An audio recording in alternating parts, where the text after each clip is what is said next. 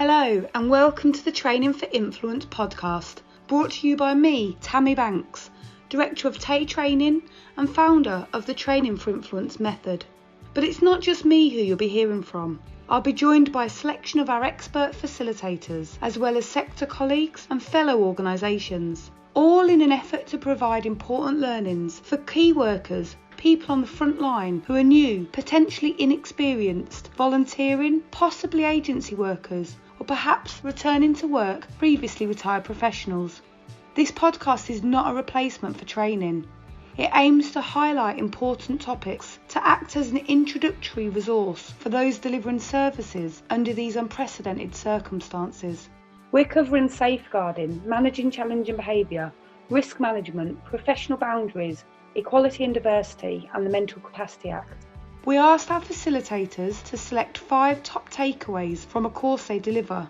Takeaways the delegates have fed back that are really key, or they as a facilitator think are fundamental to the session. Today we're lucky enough to have Sam with us.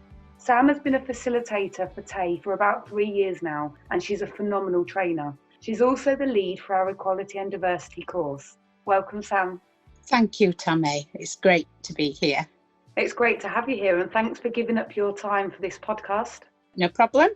So, Sam, I'm going to try and introduce you a little bit here, but At the end, I'd love it if you would tell me if I've got this correct, because this is the bio that we've got on our website for you. So, Sam is a highly experienced and creative trainer with a background of working within children's centres. Sam has gained an extensive knowledge in community engagement, supporting families and children at risk, and working alongside young parents, teaching life skills and child development. Delegates described Sam's training as engaging, interactive, safe and supportive.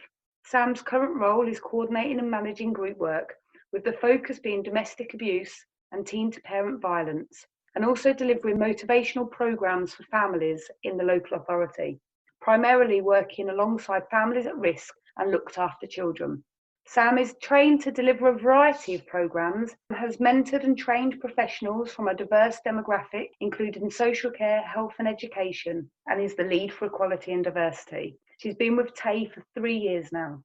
So Sam, that is one impressive bio. Is there anything you'd like to add to that? No, I think that's up to date and sounds very impressive, yeah. It does sound very impressive. Rightly so as well, though. Yeah. So today we're going to talk about equality and diversity, and I'm going to be asking you about your 5 top learning points from the sessions that you've run on equality and diversity, and which elements of the session really resonate with people and bring the session alive. So first of all, if you can tell me a little bit about why you deliver this training to start us off. So the reason I deliver this training is when I first started on my journey with Taye, it was one of the first groups that I went to shadow, and it was actually Tammy that was delivering. I think your passion for it and the interest from the delegates just made me more inquisitive, really, about the challenge of starting to deliver equality and diversity. And on my journey, the more I delivered it, the more I started realising how important it is for when you're working with anybody or even in your private life, the importance of being inclusive, meeting needs of people. And basically, it's the core of everything that we do in safeguarding, criminal justice, or in our personal lives. When I talk about equality and diversity, I talk a lot about meeting needs, breaking down barriers, and, working very creatively with people. Do you ever have people that think or that come along and say, but I treat everybody equally? Yes, absolutely. Yeah. And one of the first exercises that we do, it really shows clearly that actually, though we're talking about treating everybody equally, and I think that's a phrase that's bandied about quite a lot, that I treat everybody equally, we have to have a discussion that actually everybody cannot be treated equally, because we have to be looking at how we treat people fairly and meeting the needs of that individual person before we can even start looking at equality. Fantastic, thank you. As a guess, how many of these sessions do you think you've delivered for Taye now? Probably, I'd say around about 90. Wow. Yeah. Gosh, so if you think of, if we do a conservative estimate, because sometimes we have small groups and sometimes we have 20 people in a group. So if we do a conservative estimate and say, let's say we had 10 people per group, essentially 900 people Yeah. that you've influenced positively and helped to explore the real importance of equality and diversity and valuing people. Yeah. That's quite impressive. You must be really proud of that. Yeah, I am. Yeah. Okay, so let's have a look at some of the 5 top learning points then. So if you thought back to the 90 sessions and spent a little bit of time reflecting on those sessions, tell me your first kind of top learning point and why is that important? Yeah, so my first top learning point, really, we've already touched on this already, and it's looking at what does equality really mean. And like we said before, some people will say, oh yeah, I treat everybody equal. But I think it's really important that the delegates really explore the meaning of equality. For me, it is quite simply explained. What we have to do is look for equity first. Equity means fairness. So if we're looking at fairness and meeting the needs of people, then we can start looking at equality. And we can't meet equality without that fairness first. I tried to make it really simple for people, just to say that if we think about meeting a need, then more often than not, we will be meeting fairness. And then that will lead on to us looking at equality. Sometimes it's impossible. Sometimes you can't meet needs for everyone. But more often than not, there will be something that you could do to actually meet the needs of those people and look at that fairness that would then lead to that equality. Fantastic, thank you. And how do you get people to realise the importance of an equitable approach and fairness? The way that I do that is alongside the training that I deliver, we have a PowerPoint presentation. And we use images on that. So they're quite simple images. But also with nearly every single exercise or discussion we have, personal experiences work really, really well. When people start thinking about real life situations, real life challenges that they've had, then they can start to begin to see the importance of equality and the importance of fairness, really, and that you can't do that until you've met equity. There's a couple of things that you're reminding me of there, Sam, because actually the Equality and Diversity course, as you said, I was lead trainer for that many moons ago, it feels like now. And actually I remember introducing you to the course and you coming along and having all of your experience on the front line and being so passionate about people absolutely getting their needs met and being able to have the best opportunity to live their best life. Yeah. And I remember kind of reflecting back on it, how you sat there kind of nodding and smiling along as I was going through the course. Now, the course has changed quite significantly over the period of time because obviously there's been some changes and best practice and things like that. And so, Yeah. So it's great that those changes have happened. But there's a couple of things that I was just thinking about then that you'd said you have a PowerPoint presentation and there's some pictures. Yeah. And the pictures are still the same pictures, aren't they? Absolutely, yes. Yeah, because they're so simple and so powerful. And actually, they need no words. And obviously, we're doing a podcast, so I'm going to give them some words. But quite a lot of people will probably have seen the pictures on their social media. And they are pictures of some children trying to watch a sports match. Yes. And the children are trying to look through the fence, and there's difference in size of the children, isn't there? And the first picture is them all standing next to each other, being treated equally, and the fence is too big. And so the short and the middle child can't see over the fence, can they? Well, the shortest boy can't. So they all have the same size box each, and still the smallest boy can't see. Yes, that's it. They're treated equally by being given the same size box, and the little child can't see. That's right. But then it goes one step further, doesn't it?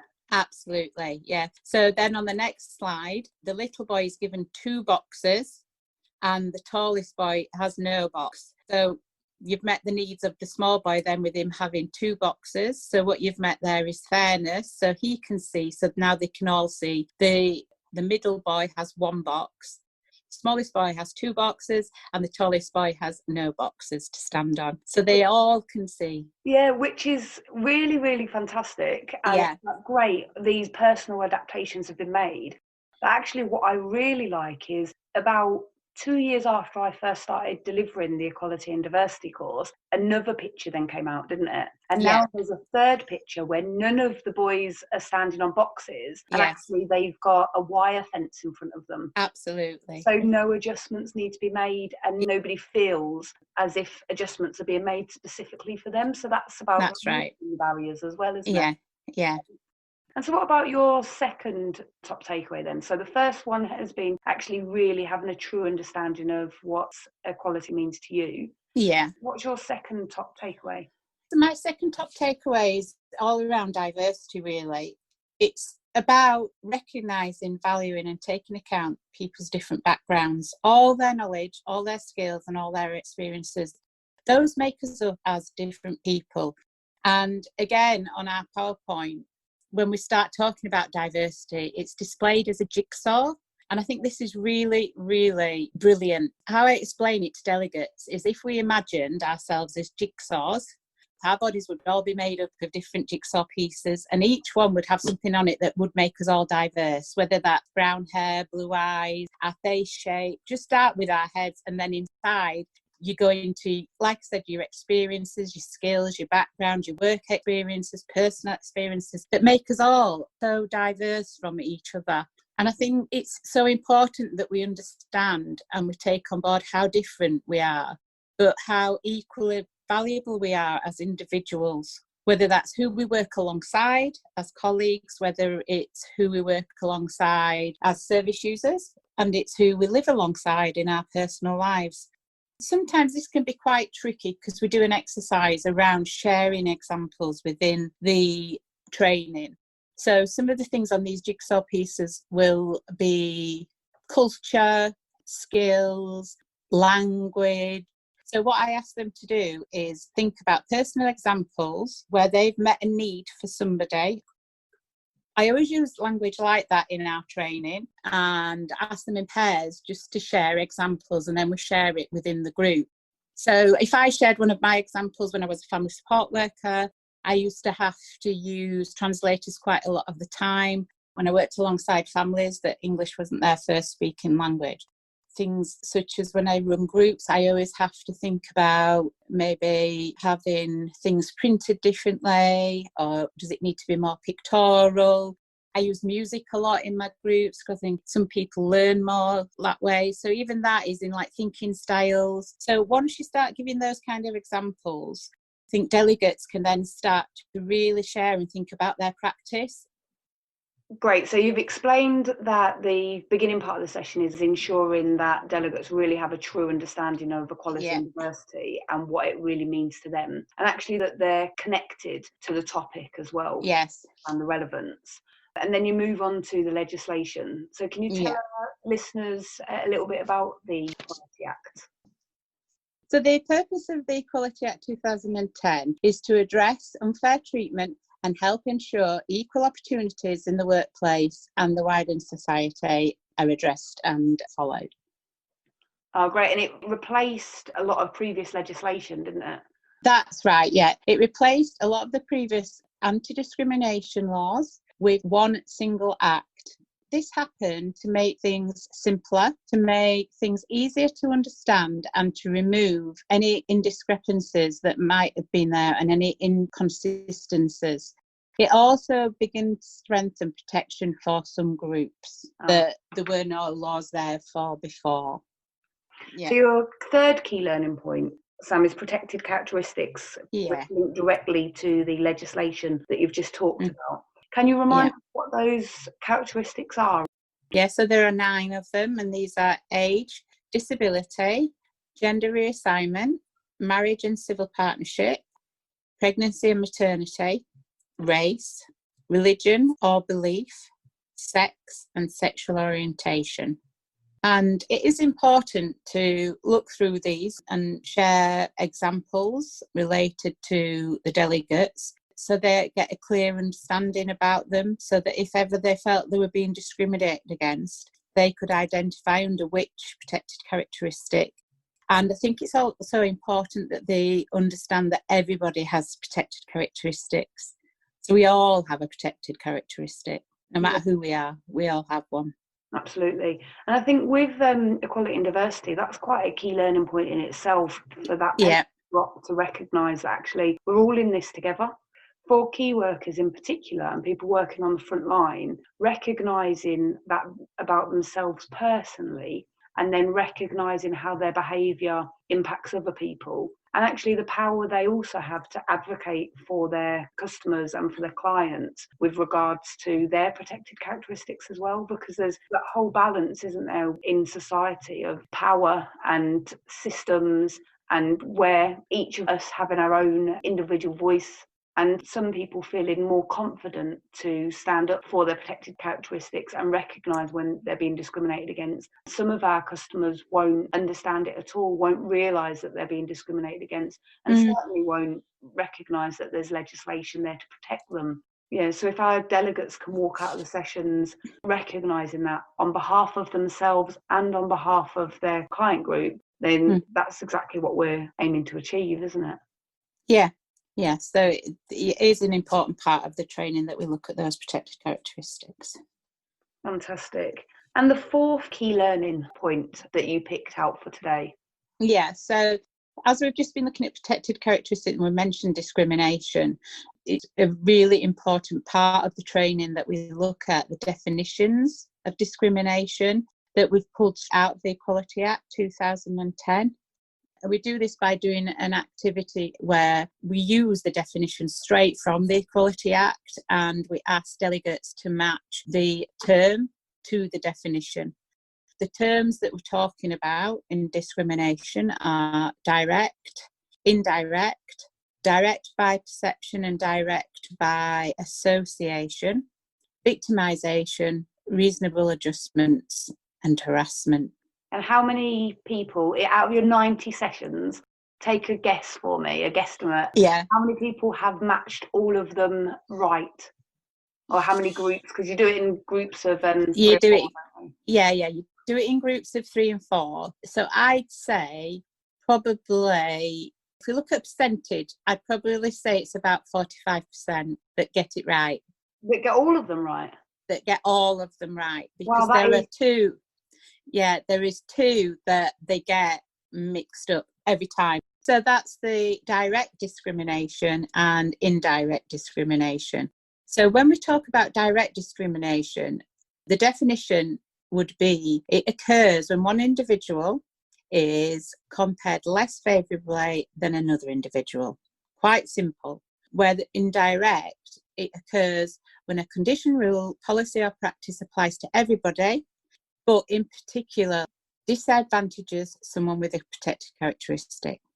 With the direct, it occurs where one individual is compared less favourably than another individual. So what we're talking about there is very simple. So an example I could give there would be somebody coming to my house and trying to get down my path who's disabled. They wouldn't be able to do it because I'd got steps.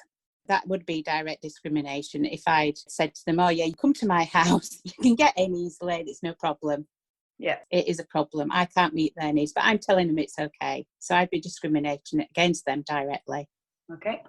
Yeah, so indirect. So when we're talking about it occurs when a condition, rule, policy or practice applies to everyone, but particularly. So my favourite simple example for indirect discrimination is when it is an organisational policy or process. In fact, I had one where I was having a conversation with somebody where all of their induction training all happened at head office and there was no consideration. It was a case that the training department had just made a decision that it'd be easier for it all to happen at head office. That was passed and that was something that was agreed, and actually that made significant difference to this individual's life because she worked quite far away from the office and she also suffered with chronic fatigue syndrome, and it lengthened the day by about 4.5 hours, the round trip travelling, and she just couldn't physically do that and then take in the information as well. Now, no purposely discriminate against her as an individual, but the process that they'd put into place absolutely discriminated against her. Yeah. And all of the definitions for the discrimination will be in the podcast show notes. So if anybody does want to read up on the definitions for all of the different types of discrimination, please do look at the show notes.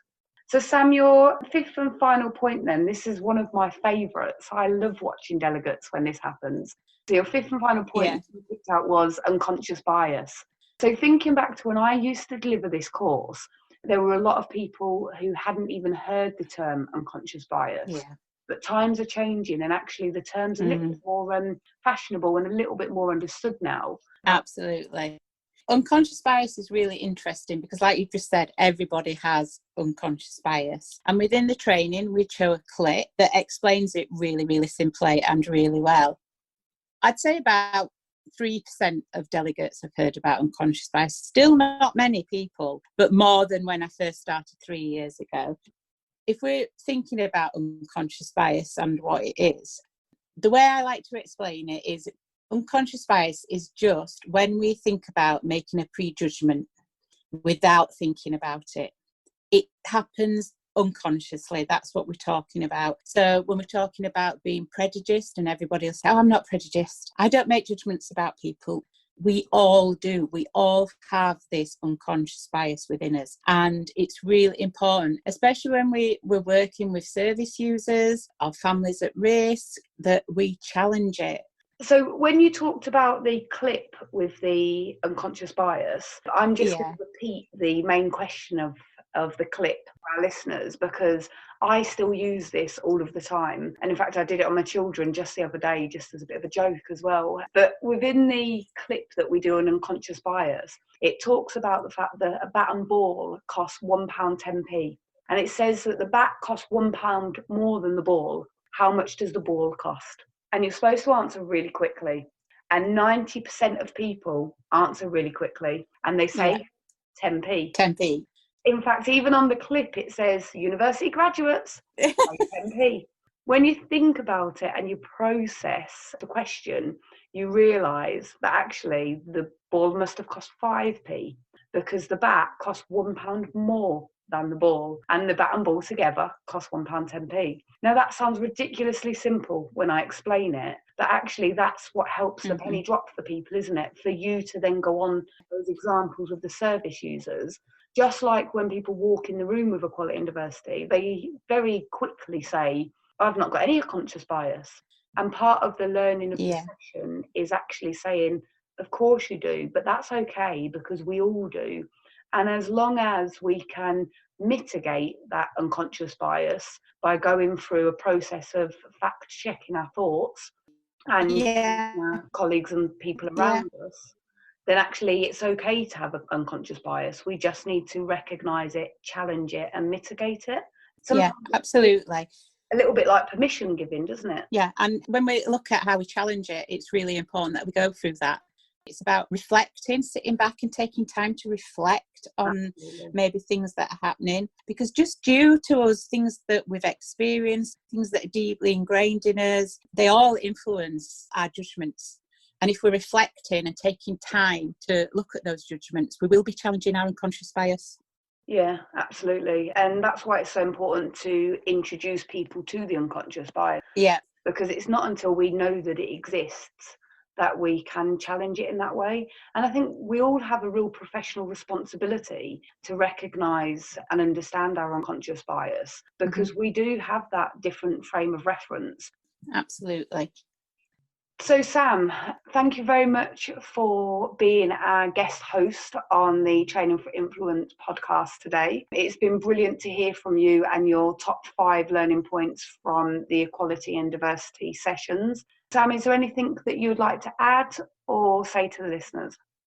What I'd like to say is the equality and diversity training that we deliver is very much about delegates sharing their own examples within the group. And what that does is help connect and help those delegates learn from each other and maybe give them new ideas around how they can meet needs for other people, service users, maybe just a colleague that they might sit next to in the office.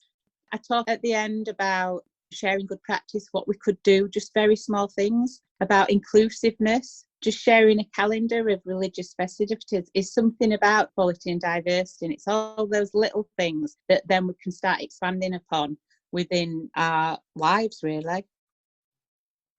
Thanks so much for listening today. We hope it's been time well spent. I'd like to finish by saying a huge thank you. Whether you're working or volunteering on the front line with vulnerable and or complex people, a manager supporting a team, or part of the cogs that keep the wheels of a frontline organisation turning, truly, thank you. It's only together that we can help people stay safe and prevent harm and abuse. Please don't forget about yourself though. No one, no matter how amazing, can pour from an empty cup. There is a reason emotional resilience features in all our courses, irrelevant of the subject. It's because it matters. You matter. Take care of yourself. If you'd like to know more about me, Tammy Banks, Taye Training, or the Training for Influence methodology, please have a read of the show notes. You can also find us on all social media platforms at Taye Training, or contact me directly via email, tammy@tayetraining.org.uk. If you hadn't noticed already, I love to talk. Have a good day.